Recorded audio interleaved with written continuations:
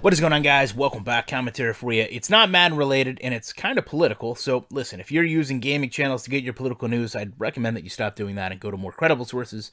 And while this is not Madden, I will offer to you that FIFA, not just as a sport, but as a game, are on a much larger scale globally than the NFL and Madden ever will be. So that's why you see this impact in other countries.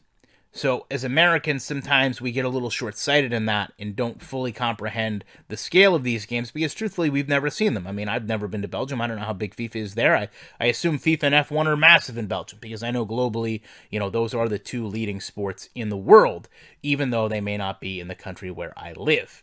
So, having said that, last year, the Belgian government basically came to the conclusion that loot boxes or MUT packs here are a form of gambling, because the player does not know exactly which items are going to be purchased when buying a pack.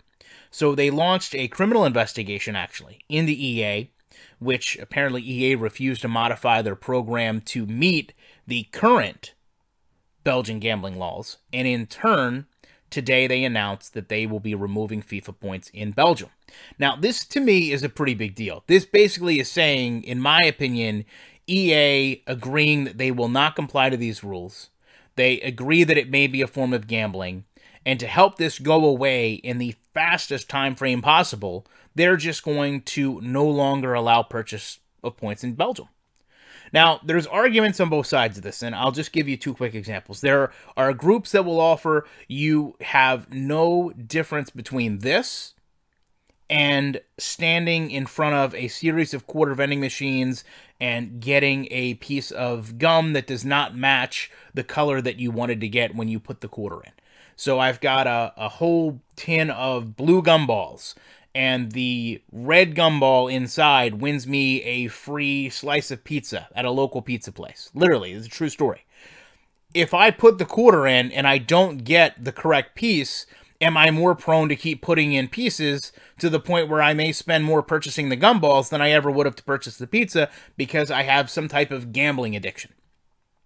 Probably not. And I would also say, given that situation, if I did not have the mental capacity to understand what I was doing, someone would probably intervene.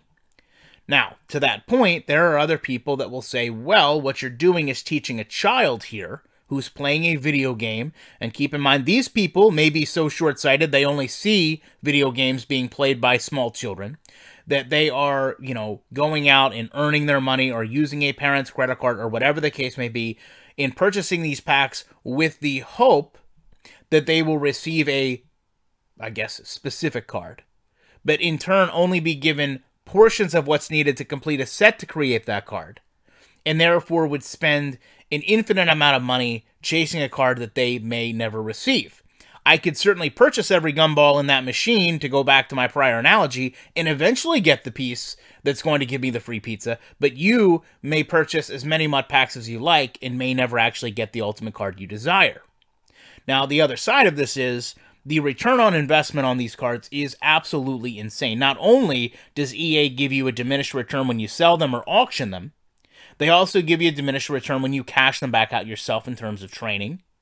And the actual real-world tangible value of these cards is extremely small. I did a video on this maybe 2 years ago where I showed that a $5 purchase in MUT could equate to maybe cards being worth a percentage of a penny.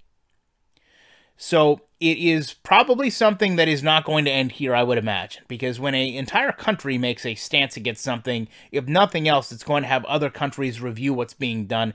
And I know there's people on both sides of the fence, and to me, like I said, I'm not really one to care too much about this. I'm in control of my own finances. I'm in control of my own life. And, while I don't agree with the people that spend copious amounts of money on Madden Ultimate Team, I'm not in a position to tell them not to do so because, listen, they're doing what's making them happy. It's not impacting me in any way, shape, or form. And while I may not agree with the business tactics that EA uses, and I think Belgium also agrees with that to the point where EA would not modify their systems, which certainly tells me that those systems work in their favor in selling these packs more than they don't work in their favor.